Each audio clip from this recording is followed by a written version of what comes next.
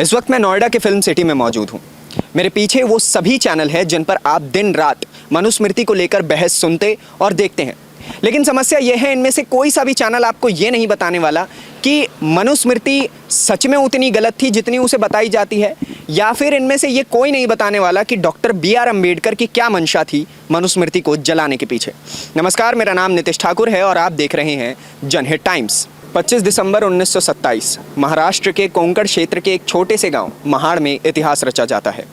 हजारों लोगों के बीच हिंदू धर्मशास्त्र मनुस्मृति को जला दिया जाता है। मनुस्मृति का दोष।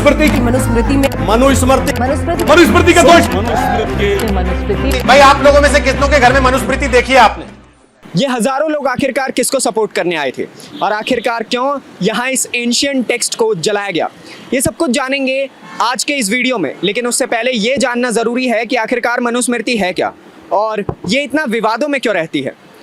मनुस्मृति एक मानव धर्म शास्त्र है, जिसका मतलब ये होता है कि आपको अपने धर्म के हिसाब से कैसे जीना है, ये सब कुछ इसी किताब में लिखा गया था। मनुस्मृति आखिर कहती क्या है? मनुस्मृति एक समय में विश्वकोश हुआ करती थी, जिसे विद्यार्थियों को पढ़ाया भी जाता था। इस किताब में सामाजिक दायित्व के बारे में बताया गया है, यानी कि आपको कैसे रहना है, क्या करना है, धर्म क्या कहता है। लेकिन मनुस्मृति को जहां आकर के घेरा जाता है वो है वर्ण व्यवस्था। वर्ण व्यवस्था में समाज को 4 भागों में बांट दिया गया है: ब्राह्मण, क्षत्रिय, वैश्य और शूद्र। लेकिन मनुस्मृति को जिस कारण घेरा जाता है वो ये है कि उन्होंने शूद्रों को हमेशा नीचे दिखाया है। ये तो हो गई मनुस्मृति की बात, लेकिन ये भी समझना होगा कि डॉक्टर अंबेडकर ने आखिर क्यों मनुस्मृति जलाई। साल था 1927। डॉक्टर भीमराव अंबेडकर ने महाड़ सत्याग्रह की शुरुआत की थी। इस सत्याग्रह का उद्देश्य ये था कि वहाँ के दलितों को मंदिर में पूजा करने की इजाजत दे दी जाए, साथ ही सार्वजनिक नल से पानी पीने का भी अधिकार दिया जाए। हालांकि इस प्रोटेस्ट को रोकने की पूरी कोशिश की गई थी। इस आंदोलन के शुरू होने से पहले उस एरिया के जितने भी ब्राह्मण थे, उन्होंने सरकारी ज़मीनों पर दलितों के आने पर रोक लगा दी थी, जिसके बाद वहीं के एक आदमी ने, जिनका नाम डॉक्टर फतेह खान था, उन्होंने अपनी प्राइवेट ज़मीन दे दी थी आंदोलन की शुरुआत के लिए। और इस आंदोलन में आने वाले लोगों को इस आंदोलन में भाग लेने से पहले एक शपथ लेनी होती थी, जो कुछ ऐसे थी: मैं जन्म पर आधारित चतुर्वर्ण व्यवस्था में विश्वास नहीं करता और मैं इसे ख़त्म करने की पूरी कोशिश करूंगा। वैसे डॉक्टर अंबेडकर का यहाँ पर पहुँचना कम नाटकीय नहीं था, क्योंकि उनके ऊपर जो ऊंची जाति के लोग होते थे वो हमेशा हमला करवाने की कोशिश करते थे। इसलिए वो ज़्यादातर बसों में यात्रा नहीं करते थे ताकि उनके ऊपर किसी प्रकार का हमला ना हो। लेकिन वो वहाँ पर पहुँचे नाव के रास्ते से, जिसके बाद जब वो वहाँ पहुँचे तो डॉक्टर अंबेडकर के लिए माइक तैयार हो चुका था भाषण देने के लिए।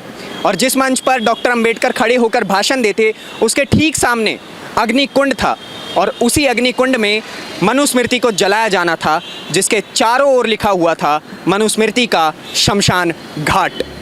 और इसी तरह 25 दिसंबर को देर शाम मनुस्मृति को जलाने का संकल्प लिया जाता है। लेकिन मजे की बात यह है कि इस संकल्प में अंबेडकर का साथ दिया था उनके ब्राह्मण सहयोगी गंगाधर नीलकंठ सहस्त्रबुद्धे ने। इनके साथ 6 दलित साधु थे, जिन्होंने मिलकर इसे पूरा किया और अंतकार मनुस्मृति आग के हवाले हो गई। अब आप जरा जानिए कि आखिर मनुस्मृति के अंदर ऐसी खराब बातें क्या हैं जो ये हमेशा गलत निगाहों से देखी जाती है। अगर आप इनके 11वें अध्याय के 135वें श्लोक में देखेंगे तो इसमें लिखा गया है कि एक 100 साल के शूद्र को भी एक 10 साल के ब्राह्मण को अपने पिता की तरह पूछना चाहिए। चौथी अध्ययन के 78वें से 88 अध्ययन तक लिखा गया है कि शूद्रों को किसी प्रकार की कोई शिक्षा नहीं लेनी चाहिए। शूद्रों को कानून जानने की भी कोई जरूरत नहीं है।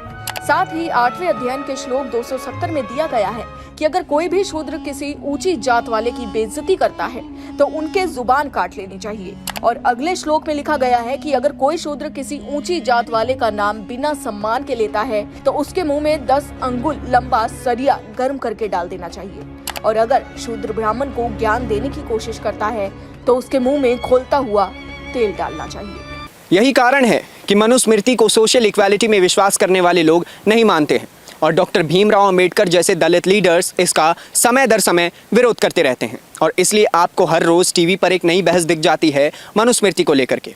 अब इसको डिफेंड करने वाले लोग भी अपना तर्क देते हैं। उनका ये कहना होता है कि ये उस समय के हिसाब से एक बढ़िया कानून हो सकता था। अब आप क्या सोचते हैं इसको लेकर के कि क्या सच में ये उस समय के हिसाब से एक अच्छी कानूनी किताब थी या फिर ये दलितों को प्रताड़ित करने का केवल एक जरिया था? हमें कमेंट सेक्शन में बताइए और ऐसी ही एनालिटिकल वीडियो देखने के लिए हमारे चैनल को सब्सक्राइब करिए। धन्यवाद।